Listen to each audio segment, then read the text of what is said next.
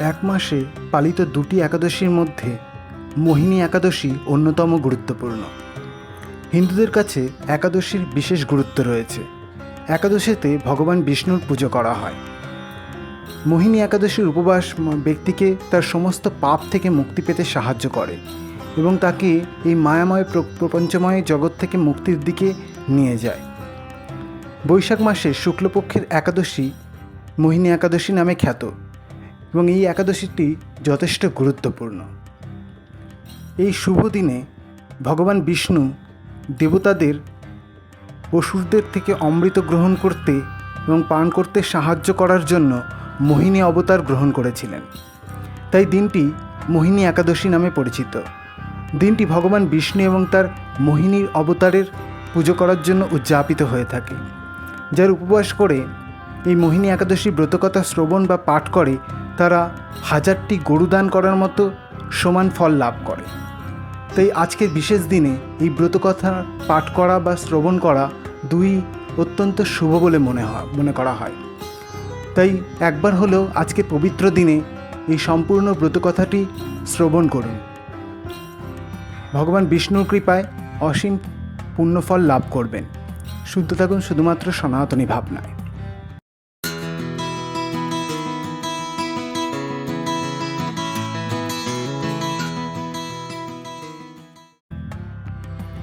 অথ মোহিনী একাদশীর ব্রতকথা। একবার যুধিষ্ঠির ভগবান শ্রীকৃষ্ণকে সবচেয়ে গুরুত্বপূর্ণ একাদশী সম্পর্কে জিজ্ঞাসা করেছিলেন। ভগবান কৃষ্ণ বলেছিলেন যে তিনি তাকে একটি গল্প শোনাবেন, যা ঋষি বশিষ্ঠ ভগবান রামের কাছে পাঠ করেছিলেন। ত্রেতা যুগের ভগবান রাম এই ব্রত পালন করেছিলেন।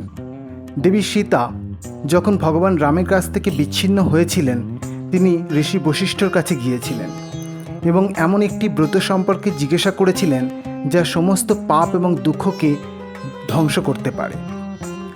ঋষি বশিষ্ঠ উত্তর দিয়েছিলেন যে মোহিনী একাদশীর উপবাস মানুষকে সমস্ত পাপ থেকে মুক্ত হতে সাহায্য করে এবং মোক্ষ লাভ করতে সাহায্য করে এবং সমস্ত দুঃখ নাশ করে। তারপর তাকে মোহিনী একাদশীর গল্প শোনান। সরস্বতী নদীর তীরে অবস্থিত একটি সুন্দর শহর ভদ্রাবতীতে ধনপাল নামে এক ব্যক্তি বাস করতেন। তিনি ভগবান বিষ্ণুর ভক্ত এবং উদার ব্যক্তি ছিলেন। তিনি বৈশ্য ছিলেন এবং মানুষের কল্যাণে কাজ করতেন।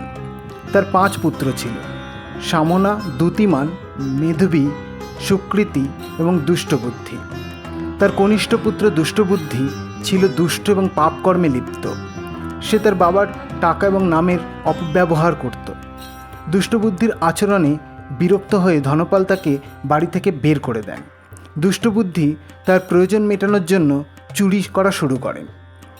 তিনি সৈন্যদের হাতে ধরা পড়ে কয়েকবার ছেড়ে দেন। রাজা তাকে শাস্তি দেওয়ার সিদ্ধান্ত নেন এবং তাকে গ্রাম থেকে তাড়িয়ে দেন। দুষ্টবুদ্ধি বনে গিয়ে বছরের পর বছর শিকারী হয়ে ঘুরে বেড়ায়। একদিন ক্ষুধার্ত হয়ে তিনি মহর্ষি কৌণ্ডিল্যের আশ্রমে গেলেন। বৈশাখ মাস ছিল এবং মহর্ষি গঙ্গা নদী থেকে পবিত্র স্নান সেরে তার আশ্রমে ফিরছিলেন। হঠাৎ মহর্ষির বস্ত্র থেকে কয়েক ফোঁটা জল দুষ্টবুদ্ধির গায়ে পড়ল। তিনি মহর্ষি কৌণ্ডিল্যের সামনে প্রণাম করলেন এবং তার সমস্ত পাপ থেকে মুক্তির জন্য অনুরোধ করলেন।